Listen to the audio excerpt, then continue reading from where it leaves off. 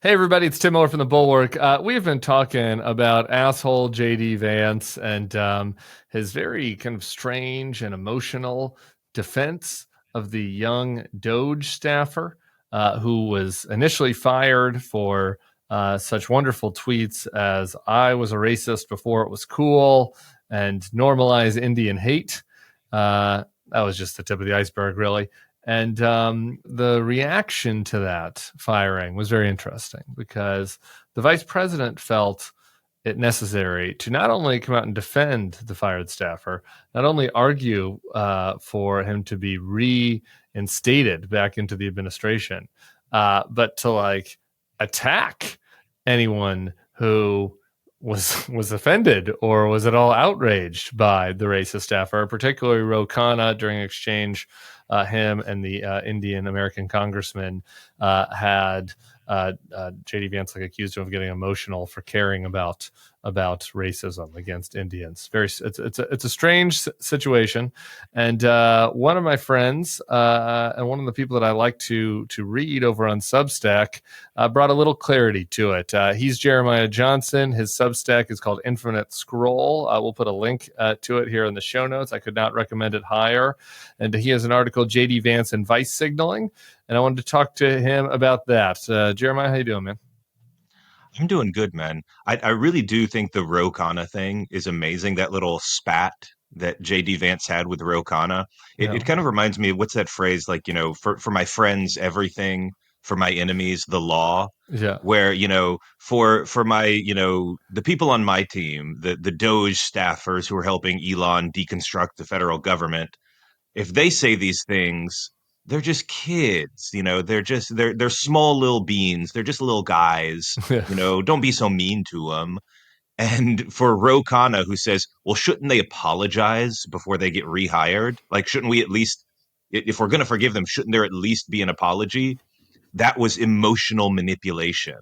And and that was disgusting. And I'm fed up with it. And it's very funny to see the very partisan motivated reaction, I would say. And I do think there's something deeper going on behind this whole story. Yeah, it is funny. The JD is like on this for my friends, everything element. All this is happening amidst a time where there is mass furloughs happening across the government, places like USAID. We'll see how that all shakes out legally. But it's funny that JD is has this deep emotional empathy for the single person who was fired for basically being like, I'm a racist. And he expresses no empathy, sympathy, no, we need to be judicious, nothing for, the person working for USAID, volunteering to go to Uganda to help sick children, nothing for them. And your article tried to bring an explanation into why. So talk to us about vice signaling. So there's this thing that a lot of people have heard of, virtue signaling. Yeah. And it's this very annoying thing that liberals do sometimes. And it's a real thing. And the idea behind virtue signaling is that you are doing something or saying something purely for the benefit of looking like a good person, right? You don't really feel sincerely about this issue. You don't feel sincerely what you're saying or doing. You just want the credit, right? You want people to think you're a good person. And sometimes this is fine. Like, look, if you donate a bunch of money to charities that are saving people's lives and your only motivation is to look like a good person, well, fine. People's lives are still saved. Virtue signaling is a lot more annoying when it's just coming in the form of posting, when it's people who post all day about how much they care and how they're activists, and all of that Right. activism seems to come through the form of Twitter posts, right? Right. I'm going Um, to put a black so box on my Instagram feed to demonstrate yes, that I care about black absolutely. people. Yeah. People, brands get accused of this a lot, and I think fairly. Yes. Brands Sure. literally try to signal their virtue. They want you to think they're good, Yeah. and The so the yeah. Lockheed Drummond gay pride float. The Raytheon gay plot pride float. We love that. And I think what's interesting is we're kind of seeing a backlash to that, and maybe it's deserved in the way that there's been excess among what do you want to call it, the woke movement or DEI or a bunch of these things. Some of that is true, but the backlash has spilled over so far that I think the conservative movement has kind of moved into what I've called vice signaling, where they are no longer trying to signal virtue. They're actually, in a weird way, trying to signal that they are bad people and that they will put up with bad people. And it's not purely for the sake of like, well, I want people to think I'm a big old, piece of crap. Some people might think like it, like some online edge lords actually do. If you're thinking about like the Twitter poster category of this, there are some people who are just saying it to get a reaction. They want to own the libs. But when JD Vance does it, when Marco Rubio does it, when Lindsey Graham does it, when people who control the levers of power do this, and they openly side with just plain racism, they're doing it for a reason that they want to signal that they're on the team. And this is something I think about a lot in terms of, most communication is signaling. And one of the things that Lindsey Graham and Marco Rubio and JD Vance all have in common is that they used to be pretty anti-Trump. Back when it was easy to be anti-Trump, back when it looked like Trump was going to crash out and not get elected president, it was, JD Vance compared Trump to Hitler. He Right. said Trump had it's something like it's an inarguable fact that there are racists at the core of Trump's base, and that goes against everything I stand for. And so, if JD Vance is going to have a future in Republican politics, how is he going to get back on Trump's good side? One thing you could do is you can agree with Donald Trump for very kind of costless things, right? You can agree with him when he says, like, I want to put a tariff on China. That's pretty easy. You can agree with him when he says, I don't think we should do non-binary dance sessions in the federal government, whenever. But you don't get a lot of credit for agreeing with him on those things because they're easy. What gets you a lot of credit, what really proves your loyalty to the movement, is when you agree with him on something that's hard. When people are on your team are doing something disgusting, like saying normalize Indian hate, or I was racist before it was cool, or this kid has a bunch of other stuff. I maybe we should just turn Israel and Palestine into bombed out wastelands. Like, when you agree with that person, when you defend them, that actually proves your loyalty to the team. It's basically saying, look at what I'm willing to put up with, and I will still be on your side. I am willing to degrade my moral purpose. I am willing to throw my sense of morality out the window, and I am still loyal. And that's what somebody like JD Vance, Marco Rubio, etc., has to do in order to stay in Donald Trump's good graces. Yeah, I should say it's Northrop Grumman, Lockheed Martin. I had that wrong. Over, you can mix those up. That's they could be in a polyamorous situation where the Grumman and the Lockheed get together. The JD, to your point on this, because I think it was very important insight, right? Because like he could have said nothing, you know, he could have not engaged in this. There's no reason necessarily for the vice president to weigh in on a personnel matter regarding some young person on Elon Musk's staff. Like it was not he had no obligation to. And so deciding to weigh in, deciding to vice signal, deciding to make sure that everybody sees that he's on the side of the racist kid, I think is particularly powerful in this case because the kid went after Indian Americans, right? Like because he's married to an Indian American, because his kids are mixed race Indian American, right? Like the fact that he would go out and vice signal on this issue, like that's like the highest level, that's the superlative level of credit, right? Like that's not a hard thing, right? But that's like saying, to the groypers out there in the MAGA base, I will go along with anything. You can make racist jokes against my wife, and as long as you're on side, I'll be on side with you. It's very Ted Cruz coded, in terms of Yeah. just you can go after my wife, you can go after my father. Yes, sir. Please, so can I have some more, sir? Kind of like it, it. It's a weird pattern where like Trump sycophants are just totally willing to throw their families under the bus. What's really notable about Vance is that literally, like, I don't know, 3 days ago, he was posting about some Catholic theological point called, Yeah. I'm going to get the Latin here wrong, but it's like Ordo Amoris or Yeah. something like that. That's right. And it's a point which, frankly, he doesn't actually understand very well. Yeah. I'm a lapsed Catholic. I can Yeah. claim to have some Yeah. minimal Same. amount This of is an Augustinian amount point. of Yeah. expertise here. But basically, Ordo Amoris, and I hope I'm getting that Latin phrase right, is the idea that you should love people close to you more than people far away. It doesn't actually mean more. It means Thomas Aquinas, I think, introduced this idea. But Aquinas's point was like, I live in the year 1200. I can love all men all around the world, but like in a practical sense, how is my love going to translate in the year 1200 for somebody in China? Right. It's not. So I should focus on the people near me, and that's a fine point to make in the year 1200. I don't think it actually Yeah. translates to like we should not And save African babies when we can do so for like a couple yes. dollars each, right? Right.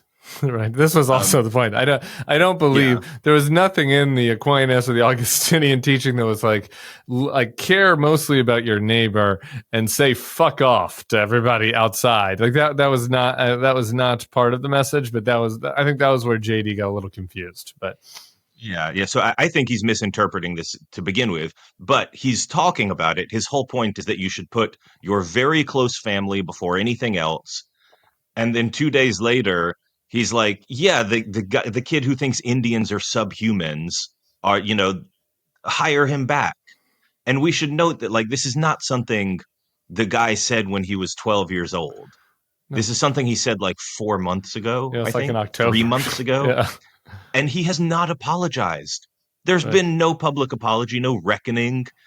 He just quit Yeah. in shame and said nothing. And so like And this also it's isn't even a really case where it's like stunning. random libs on the internet are like, I've looked at this person's posts and I've determined them to be racist. In this case, this person was literally posting, "I am a racist. I I am think it's racist." cool to be racist. Yeah. Yeah. So what the other thing I wanted to grab you on this because Infinite Scroll, which covers a bunch of stuff in the kind of like internet culture, um, just in general, I just was wondering if you had any observations about the kind of Doge minion side of this. I mean, like a lot of these guys were posting on some pretty far like extreme platforms like Kiwi Farms and like the types of things like you really got to be in the deep web, to even know the types of platforms these guys were posting on.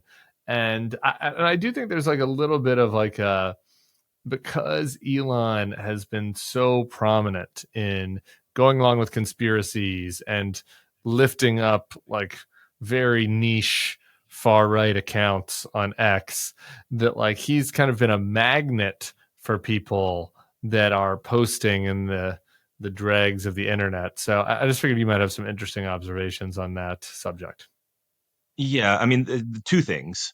The first thing, not really related to internet culture, but I would just like to say, as we make fun of Doge and point out how terrible some of the things that are happening, I think the idea of Doge is great, and it's a shame how it's being implemented. Yeah, I agree. We really do need a push in the federal government for more efficiency, for the government to be more effective at what it does.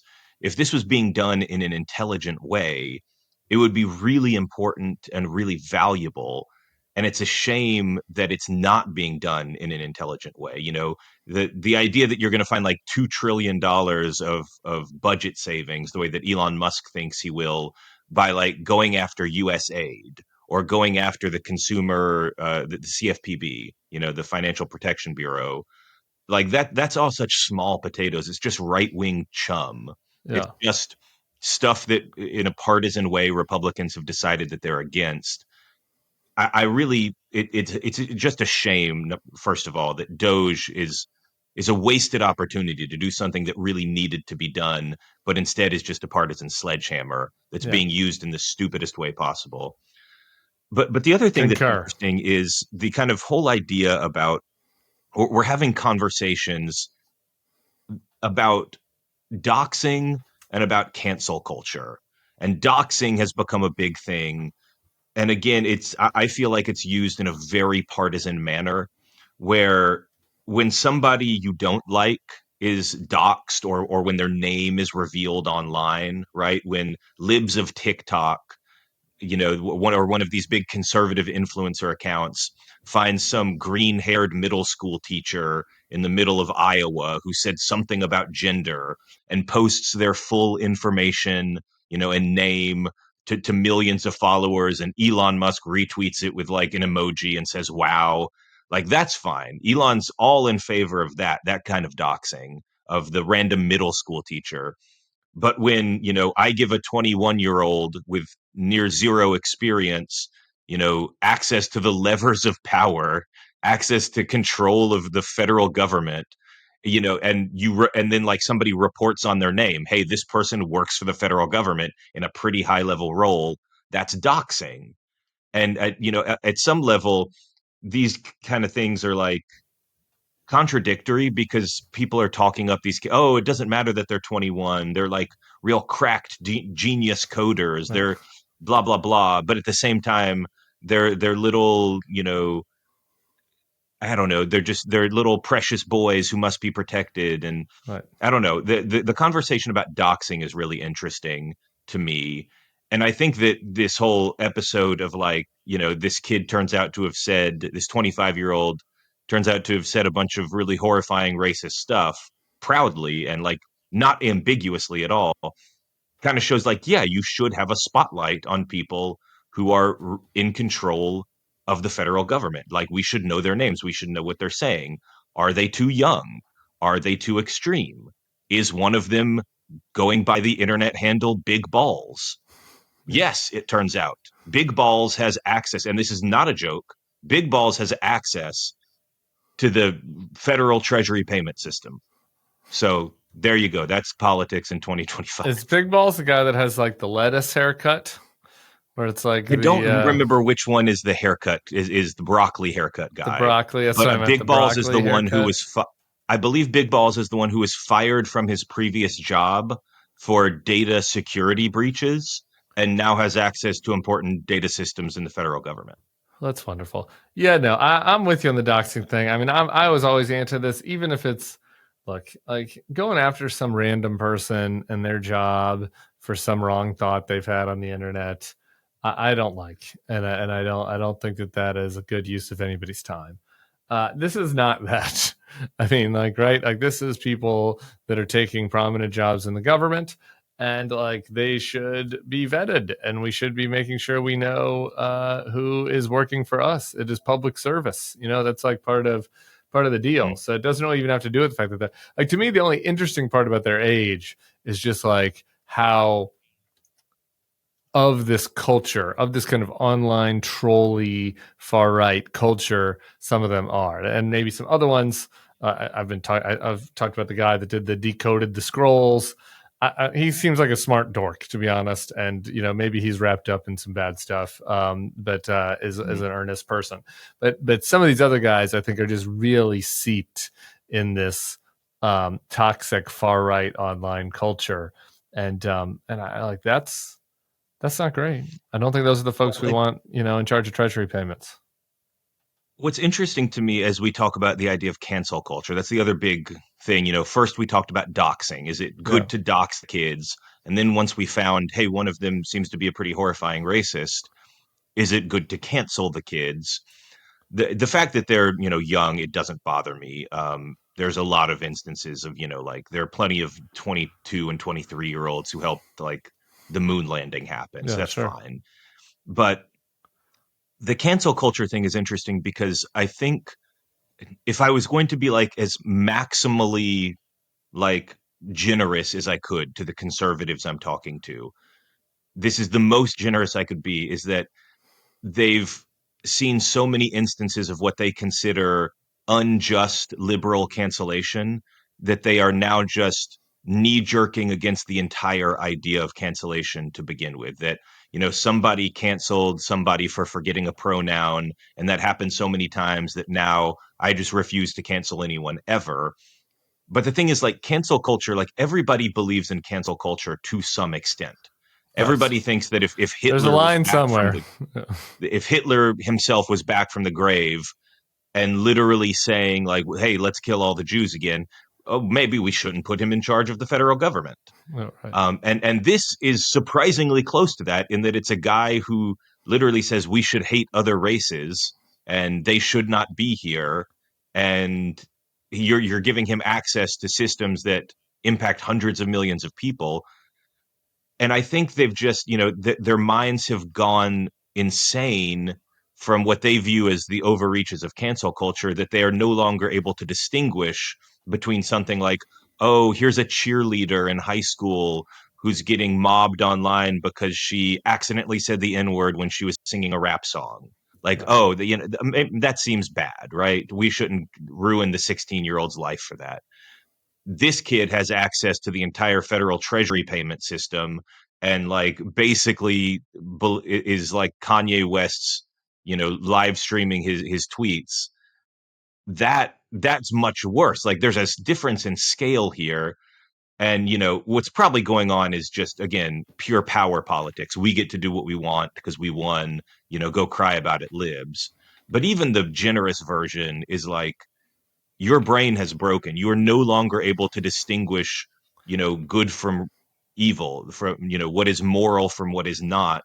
And your brain is just rotted, sloshing around in the bottom of your skull because you've gotten caught up in too many online cancel culture wars. You're not able to actually form an independent opinion anymore, independent of like what libs are getting mad at. Yeah. You're just a anti-cancel culture NPC, which I think is the worst insult that you can give in this culture. So anyway, we'll leave it there. Part of the vice signaling, right? That's the vice signal is, I'm so mad at cancel culture that when you try to cancel this kid who says, hey, Nazis are great, I'm going to react against it. I'm going to signal how much I love that kid anyway. That's the vice signaling that just, I want to piss you off no matter what. Indeed. People should read the whole article. JD Vance and Vice Signaling, Infinite Scroll. It's very interesting. It's internet culture stuff. I was reading an article about a PowerPoint that goes into video game business modeling. He's looking in dark corners of the internet. There's a lot of good stuff. You guys should check it out. And we'll be back here, as always, for more on the Bulwark YouTube page. Subscribe. Tell your pals. See you all soon. Thanks, Jeremiah.